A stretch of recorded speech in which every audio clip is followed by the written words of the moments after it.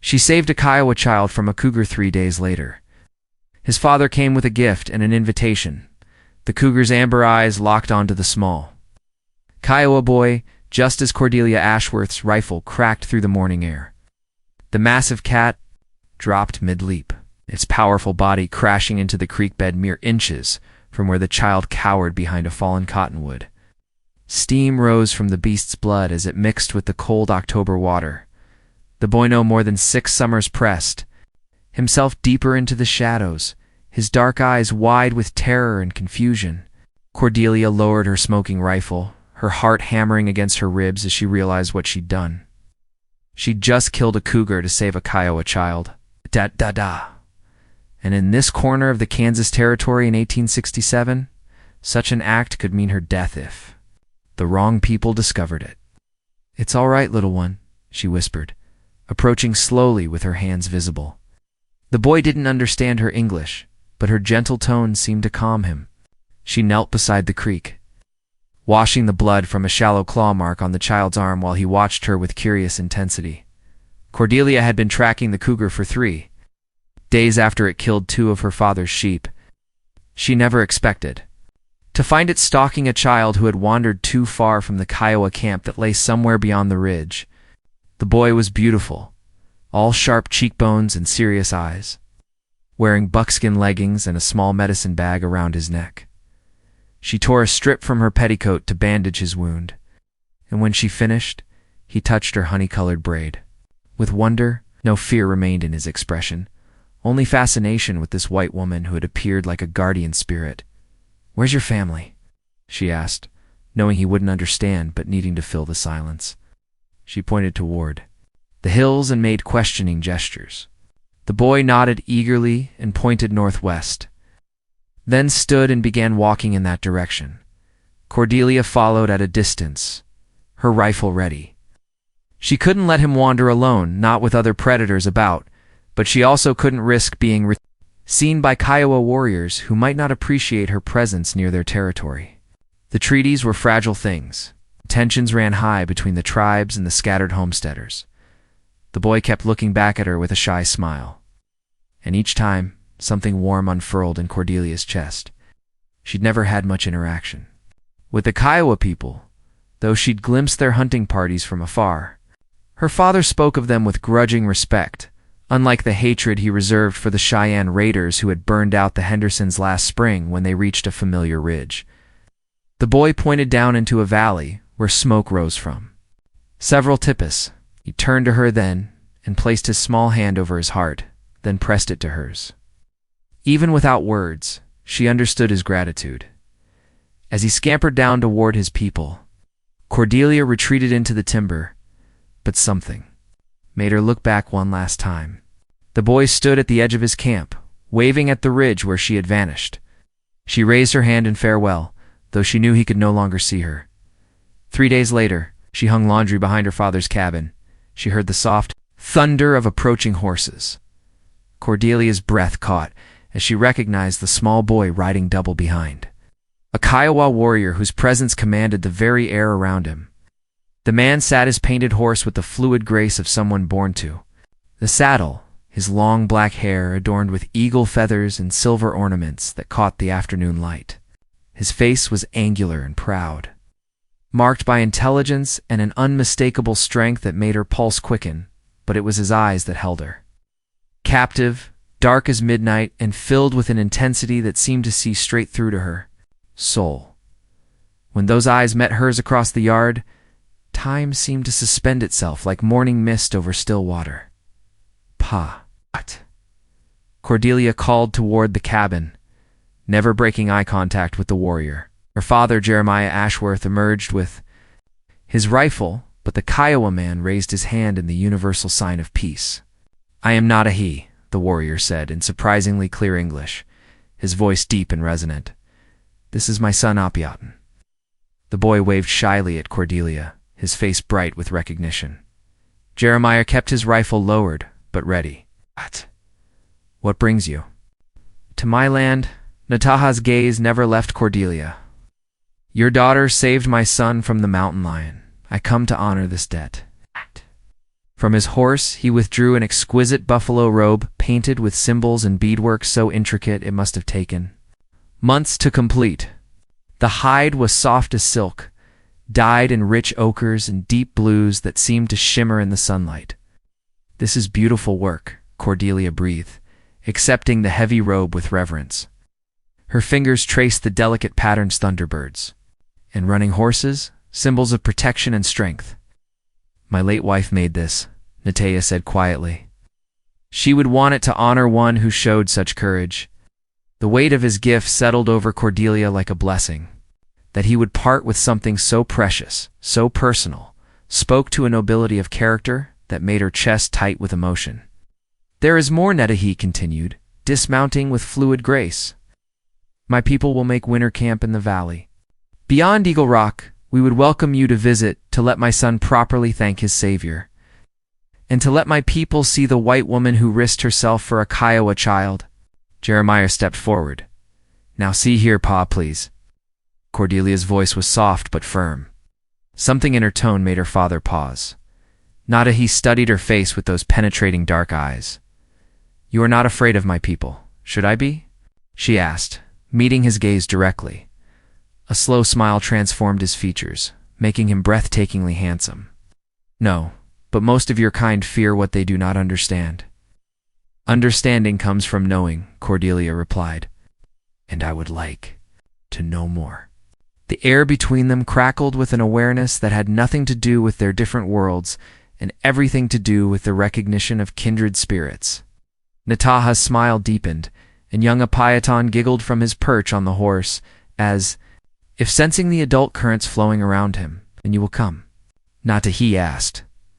Cordelia looked at the beautiful robe in her arms, then back at this magnificent man who had ridden across the territory to honor her simple act of compassion.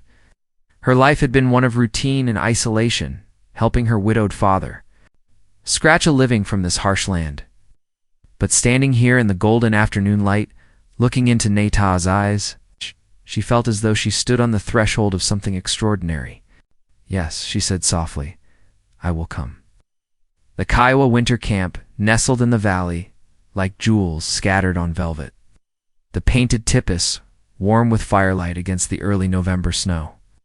Cordelia rode beside Natahi, hyper-aware of his powerful presence and the way he guided her through his world with quiet pride. Her father had reluctantly agreed to let her visit, swayed by Nataha's formal assurance of her safety, and perhaps by something he'd seen in his daughter's eyes as they approached the camp. Curious faces emerged from the warm interiors.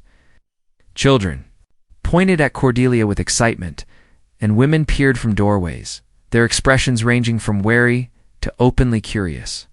Word of the white woman who saved Apiaton had clearly spread. "Do not be troubled by their stares," Natahi murmured, his voice like warm honey. "You are the first white woman to enter our camp as a friend. They wonder if you are real." An elderly woman approached, her deeply lined face creased in a knowing smile. She spoke rapidly to Natahi and Kiowa, her dark eyes never leaving Cordelia. Whatever she said made Nataha's jaw tighten almost imperceptibly. "What did she say?" Cordelia asked. "Grandmother T'Chawi has the sight," he replied carefully.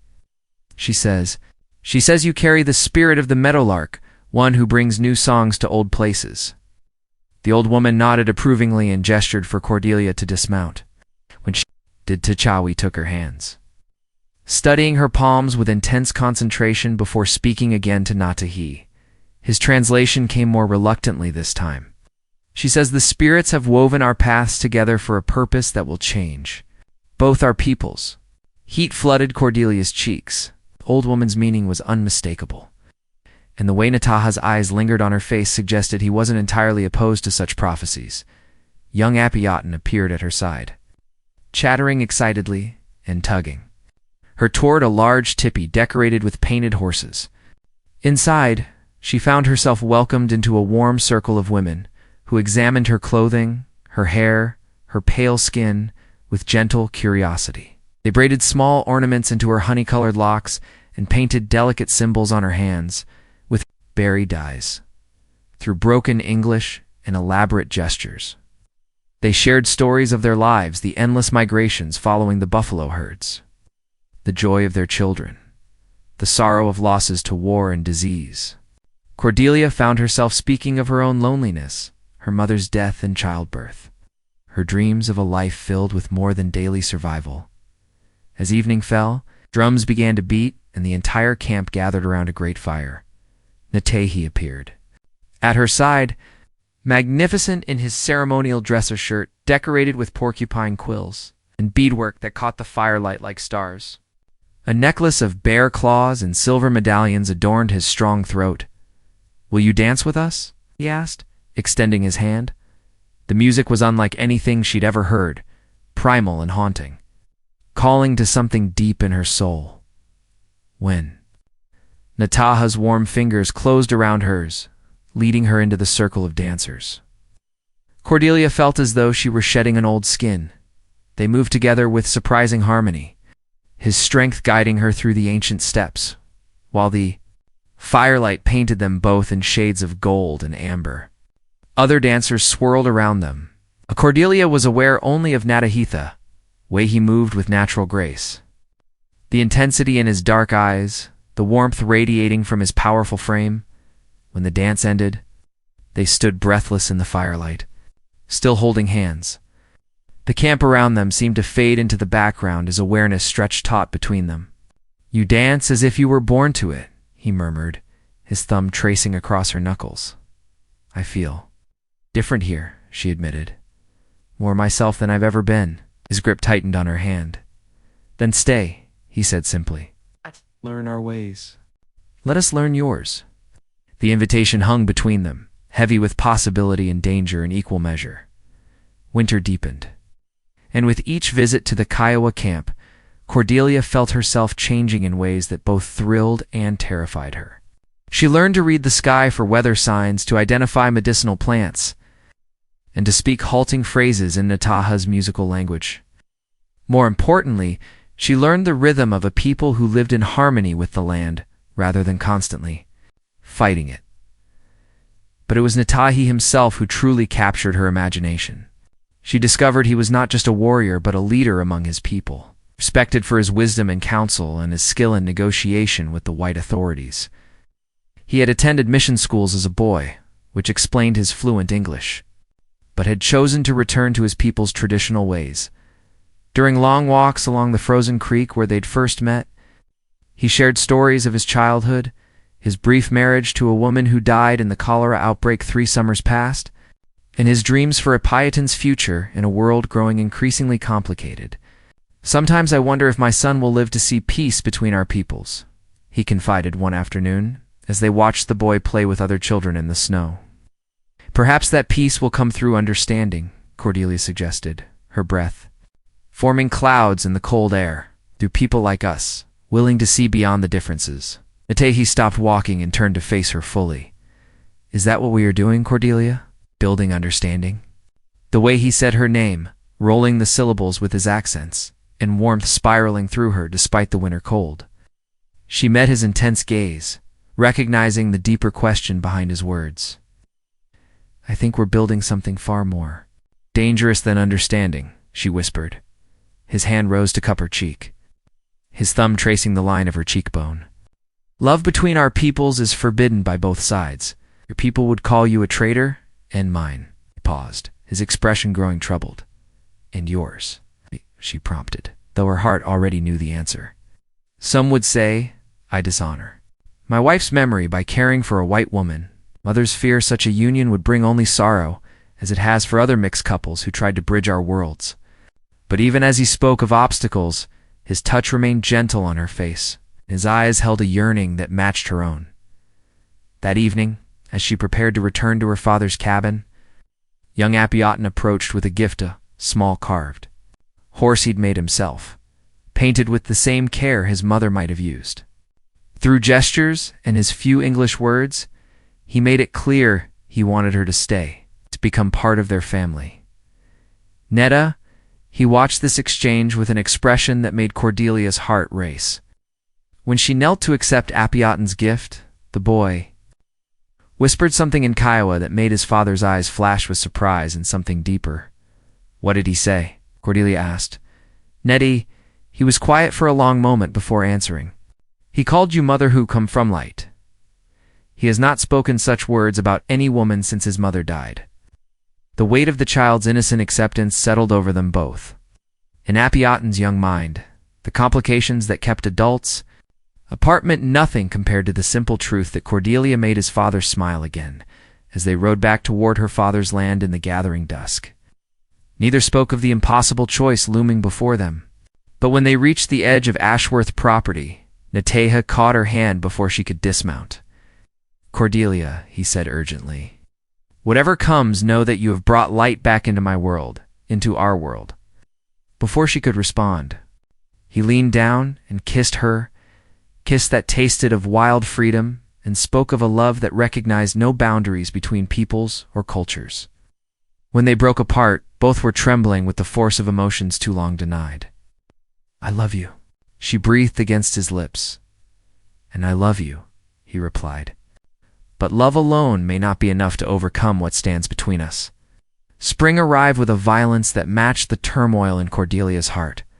News came that raids had increased along the frontier, not from Nadaha's band, but from younger warriors frustrated by broken treaties and shrinking hunting grounds.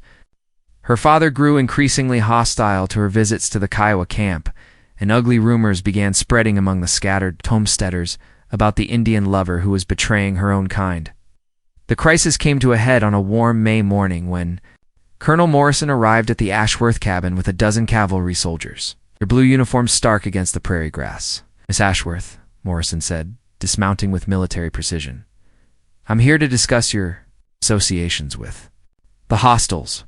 The Kiowa aren't hostile, Cordelia replied firmly, though her stomach churned with dread. Nataha's people have honored every treaty.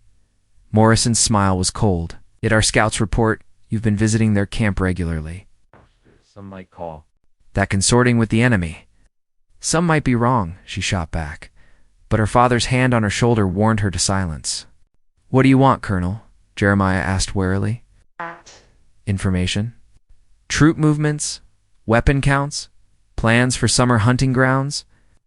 Miss Ashworth is uniquely positioned to provide intelligence that could prevent bloodshed. The request hit Cordelia like a physical blow. They wanted her to spy on the people who had welcomed her, to betray Nadaha's trust for the sake of a peace built on deception and surveillance. I won't do it, she said quietly. Morrison's expression hardened. Then you'll be confined to this homestead until further notice. Any attempt to contact the Kiowa will be considered an act of treason. That night, Cordelia lay awake, staring at the ceiling, trapped between two worlds that seemed determined to tear her apart. She thought of Nataha's laugh, of Apiatin's innocent affection, of the warmth she'd found among people her own kind called savage. She thought of her father, aging and alone, dependent on her help to maintain their struggling farm. But mostly she thought of Nataha's words, love alone may not be enough. The decision came to her with the dawn clear and terrible and absolutely certain. She rose before her father woke and penned a careful letter, then slipped out to where she'd hidden emergency supplies months ago. If she was to be treated as a traitor anyway, she might as well embrace the role completely. She reached the Kiowa camp as the morning mist was lifting. But something was wrong. The usual sounds of daily life were absent, and an air of tense preparation hung over the entire village. Warriors painted for war moved among the tipis, and women packed belongings with grim efficiency. Nadahi emerged from his lodge as she approached, his face a mask of controlled fury. You should not have come, he said curtly. It is not safe. What's happened? Buffalo soldiers attacked a hunting party yesterday. Killed 2 of our young men who were hunting legally on treaty land. His jaw clenched. My war chief calls for revenge. House. Other bands are gathering to join us. Ouch. Cordelia's heart sank. This was exactly what Morrison had feared, what he'd wanted her to prevent through betrayal. Instead, she'd arrived just as the situation exploded beyond any possibility of peaceful resolution. Don't do this, she pleaded. Please, Nadahi. There has to be another way. He looked at her then with eyes full of pain and resignation. Your people have made their choice, Cordelia. They see us only as obstacles to be removed. Perhaps it is time we stop trying to live in peace with those who would destroy us." "Not all of us feel that way," she said desperately. "You know I don't." "And what can one white woman do against the hatred of both our peoples?" I asked. "Sadly, love is not enough to stop what comes next." But even as he spoke those words, his hand reached for hers, and in that touch, Cordelia felt the same electric connection that had drawn them together from the first moment they'd met. The war. Council that night was unlike anything Cordelia had ever witnessed.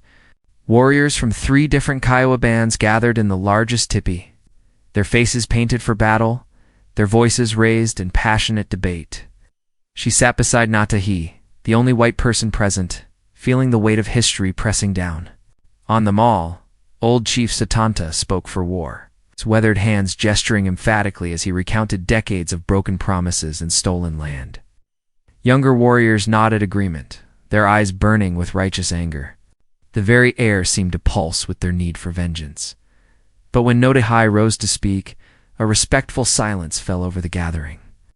His words in Kiowa were musical yet forceful, and though Cordelia couldn't understand every phrase, she recognized the cadence of someone pleading for wisdom over wrath. "He argues for restraint," whispered Grandmother Tachui, who had somehow appeared beside Cordelia in the flickering firelight. "Says more killing will only bring more soldiers, more death for our children." As the debate raged on, Cordelia found herself studying the faces around her men she'd come to know and respect, now painted for war.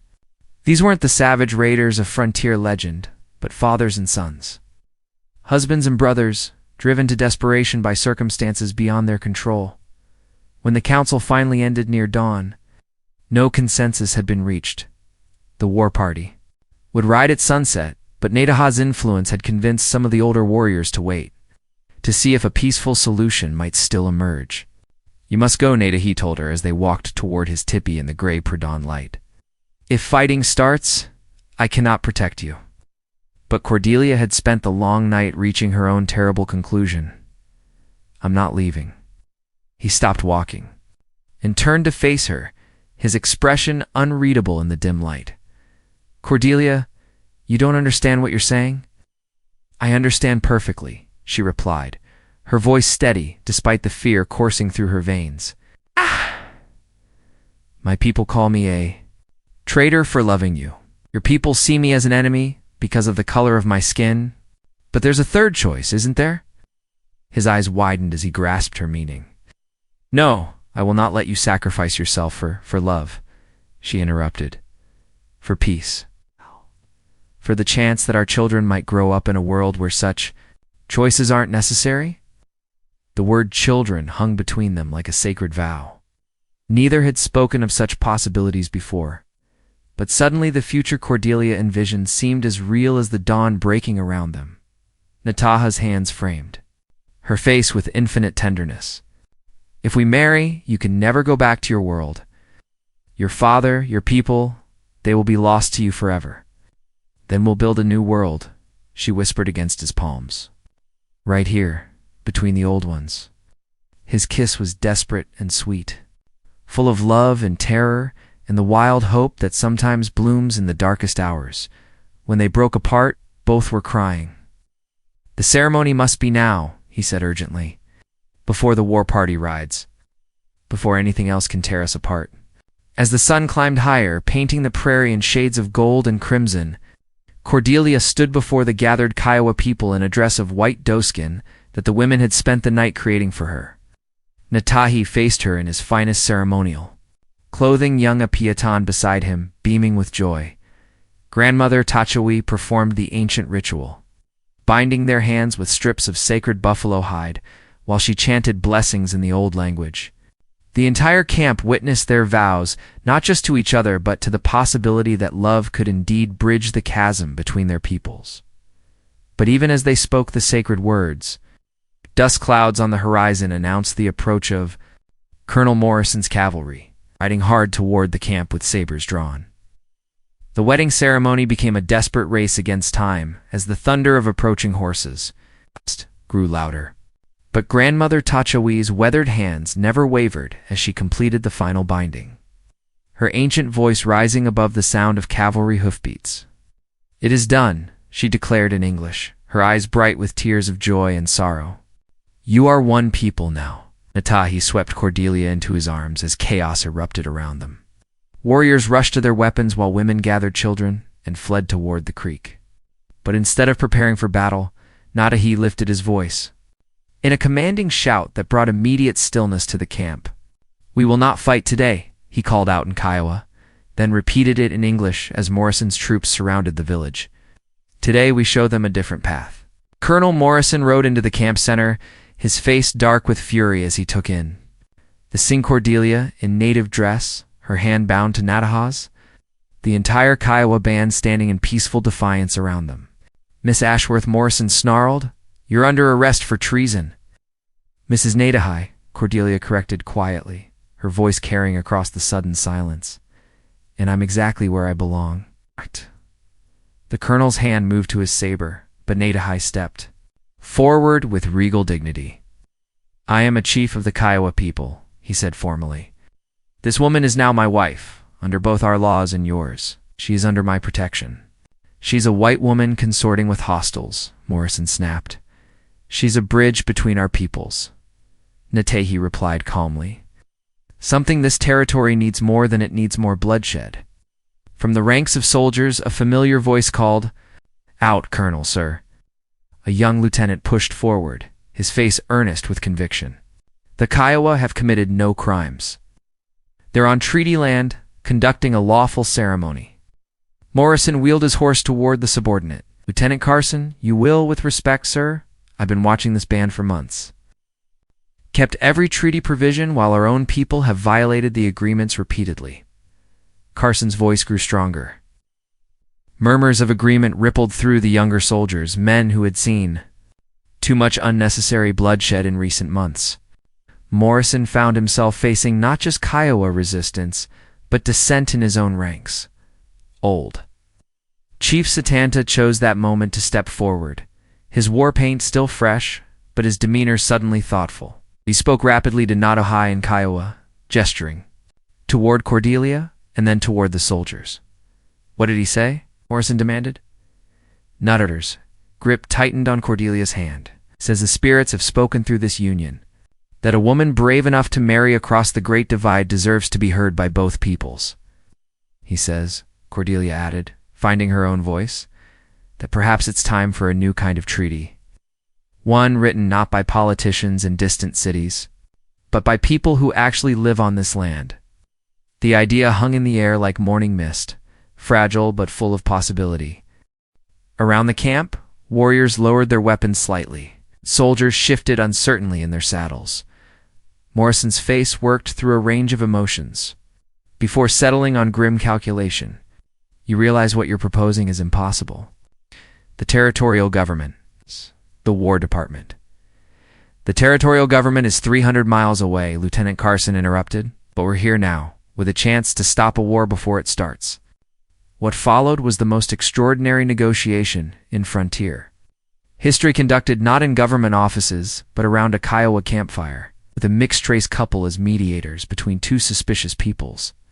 Through long hours of debate, translation, and careful diplomacy, they hammered out an agreement that acknowledged both legitimate grievances and practical necessities. The Kiowa would establish a permanent winter camp in the protected valley, with rights to traditional hunting grounds. During specific seasons, in exchange, they would serve as scouts and guides for legitimate settlers, helping to distinguish between peaceful homesteaders and potential troublemakers. More importantly, they would establish a trading post run jointly by Kiowa and White. A family is a place where both peoples could meet safely to exchange goods, knowledge, and perhaps eventually, understanding. As the sun set on that remarkable day, Cordelia stood with her new husband, watching the cavalry ride away peacefully, their mission transformed from conquest to cooperation. Young Apiatin played with children from both cultures, while their parents began the delicate work of building trust across old divisions. "Do you think it will last?" Cordelia asked, leaning into Nataha's warmth. His arm tightened around her waist. "Nothing lasts forever, my love." But perhaps it will last long enough for Apiatin's children to grow up knowing a different world than the one we inherited.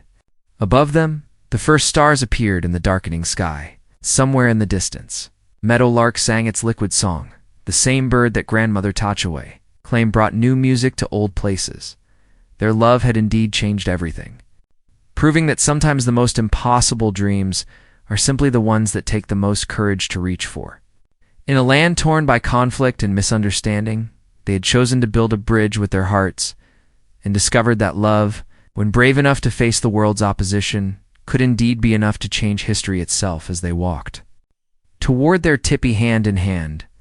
Cordelia knew that whatever challenges lay ahead, they would face them together to people who had dared to love across the divide, creating a new story for both their peoples to share.